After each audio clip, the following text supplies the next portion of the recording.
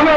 তাই আমাদের এই রাষ্ট্রীয়ভাবে সাংবিধানিক পোস্টে বসে তোমাদের বলার দরকার নেই যে আমরা আওয়ামী লীগের মতো ব্যবহার করি, বরঞ্চ তোমরা খুনি হাসিনার মতো ব্যবহার করো। খুনি হাসিনা বলতো যে উন্নয়ন উন্নয়ন উন্নয়ন, গণতন্ত্র পড়ে, আর তোমরা বলতেছ সংস্কার সংস্কার সংস্কার। আমার ভোট পড়ে, কারণ সংস্কার একটা কিয়ামত পর্যন্ত চলমান প্রক্রিয়া, সেইটা কোনোভাবে মেনে নেওয়া যাবে না। অবশ্যই জনগণের ভোটাধিকার ফিরিয়ে দিতে হবে, দ্রুত নির্বাচন দিতে হবে, গুরুত্বপূর্ণ সংস্কার করে।